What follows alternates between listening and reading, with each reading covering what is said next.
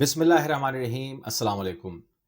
انتہائی بڑی خبر اب چونکہ وہ آ چکی ہے ہمارے سامنے، کنفرم ہو گئی ہے، اور میگا پروجیکٹ کے حوالے سے بات کرنی ہے پاکستان کے لیے، اس خطے کے لیے بہت بڑی خوشخبری ہے۔ خاص طور پہ پاکستان کے لیے تو بہت ہی بڑی خوشخبری ہے۔ کن ممالک کو اس سے فائدہ ہوگا اور کن ممالک کو کنسرن ہوگا، یہ بات بھی اسی ویڈیو میں کور کرنے جا رہا ہوں۔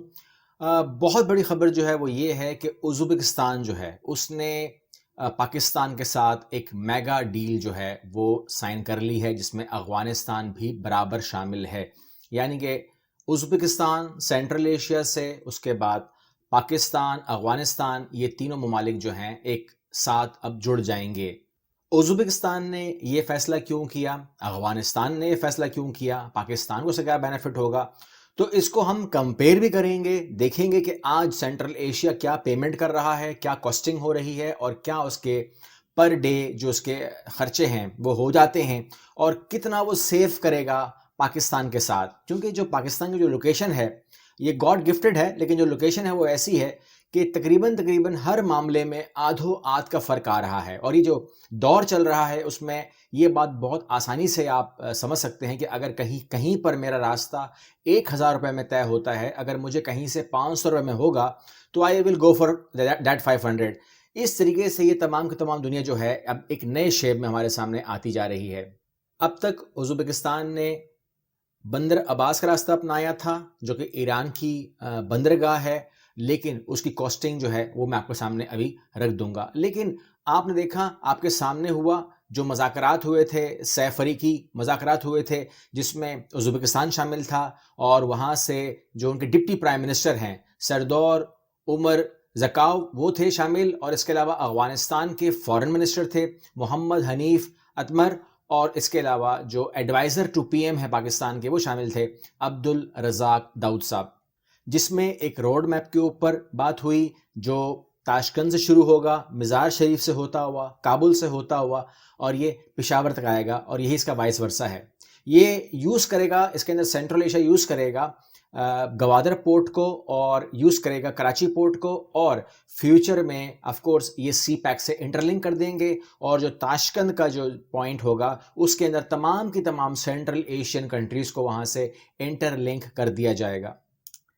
اس پورے پروجیکٹ کی جو کاسٹ ہے وہ ہے 4.8 بلین، جس کے اندر تمام جو بھی ادارے ہیں وہ انٹرسٹڈ ہیں پیمنٹ کے لیے، فائنلائز ہو چکا ہے۔ 4.8 بلین کا کام کمپلیٹ ہے۔ اس کے علاوہ اس پروجیکٹ کی جو پوری لینتھ ہوگی وہ 600 کلومیٹر کی لائن ہوگی جس کے اوپر ٹرین چلے گی، اور 5 سال میں اس نے کمپلیٹ ہونا ہے، یعنی کہ 2025 تک یہ کمپلیٹ ہو جائے گا، اور تمام سینٹرل ایشین کنٹریز کو اس سے جوڑ دیا جائے گا۔ اب سب سے پہلے میں آپ کو ٹائم ڈفرنس بتاؤں۔ بزنس کے اندر ٹائم اور پیسہ دونوں ہی میٹر کرتے ہیں، تو ٹائم ڈفرنس یہ ہے کہ جب تک تاشقند ازبکستان نے، سینٹرل ایشیا نے بندر عباس کو ابھی بھی استعمال کر رہے ہیں، بندر عباس کو یوز کر رہے ہیں، تو اس کی جو ڈیوریشن ہوتی ہے، جو ایک کنٹینر جاتا ہے اس کی 30 ڈیز ہے۔ 30 ڈیز میں کنٹینر کی ڈیلیوری وہاں رکھی گئی ہے، جبکہ کراچی پورٹ سے، گوادر پورٹ سے اس کو 15 ڈیز میں پہنچنا ہے، تو بالکل یہ آدھوں آدھ کا فرق ہے۔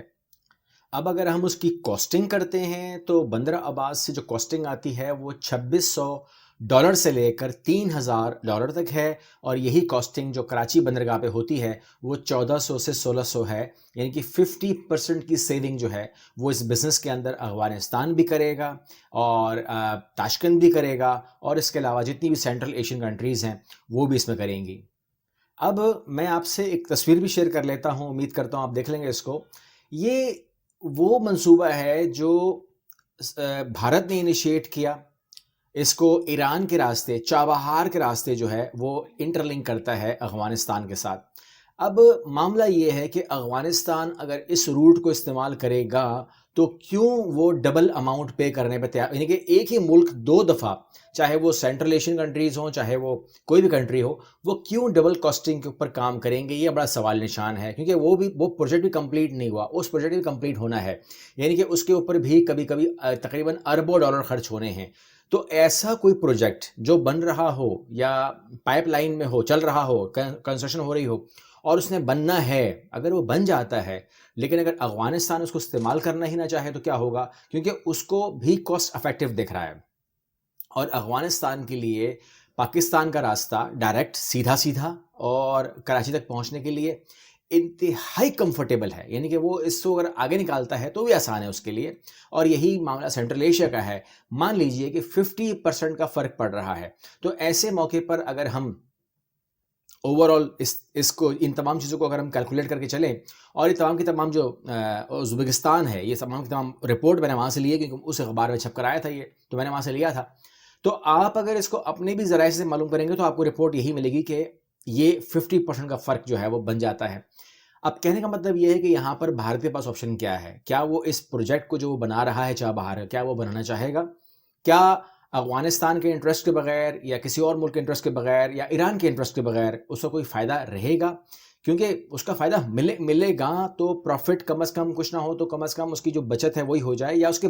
بننے کا جواز ہی رہ جائے. تو دوسرا آپشن کیا ہے؟ دوسرا آپشن یہ ہے کہ ہمیں جو مجھے نظر آ رہا ہے، یہ میرا تجزیہ ہے، میں غلط بھی ہو سکتا ہوں، آپ مجھے کمنٹ کر کے کریکٹ کر سکتے ہیں، لیکن جو وہ بنا رہے ہیں اس کے جو اس پروجیکٹ کا جو فیلئر ہے وہ ہمارے سامنے ہے. اب اگر ایسا کچھ ہونے والا ہے اور یہاں یہ پروجیکٹ بن رہا ہے جس کی کاسٹ افیکٹو ہے، یعنی کہ 30 کی جگہ 15 دن اور 3000 کی جگہ 1400 میں اگر کام ہو رہا ہے، تو مطلب یہ ہوا کہ ایٹومیٹکلی کوئی ملک بھی ہوگا، مطلب دوستی دشمنی کو چھوڑ دیجئے، کوئی ملک بھی ہوگا تو وہ اپنی بچت کو تو ضرور دیکھے گا. بزنس میں تو یہی ہوتا ہے.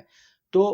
کیا ایسا ہونا چاہیے کہ اگر بھارت کی طرف سے کوئی فرمائش آتی ہے کہ مجھے بھی اسی لائن میں ڈال دیا جائے، مجھے بھی اسی ٹریک پہ ڈال دیا جائے، تو اس کا مطلب یہ بھی مان لیا جائے گا کہ وہ سی پیک کا حصہ بننا چاہتا ہے. تو کیا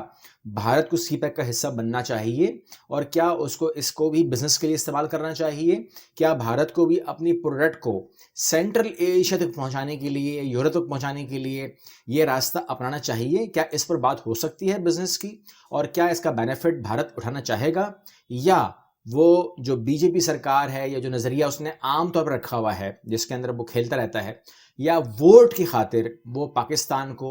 بھارت کے عوام کے سامنے برا ثابت کرنے میں لگا رہے گا، یا کچھ اور اس کو گندے الفاظوں میں یاد کرتا رہے گا، یا بھارت کی اکانومی کے اوپر بھی کچھ توجہ وہ دینا چاہے گا؟ یہ فیصلہ تو بہرحال یہ فیصلہ بھارت کی حکومت نے کرنا ہے. اور بھارت کی عوام اس کے بارے میں کیا سوچتی ہے وہ بھی کمنٹ کر سکتے ہیں، ان کے لیے ویلکم ہے. ہم پورے دنیا کا بھلا چاہتے ہیں اور اس بزنس کے اندر جس کا بھی میکسیمم بھلا ہو سکتا ہے ہونا چاہیے، کیونکہ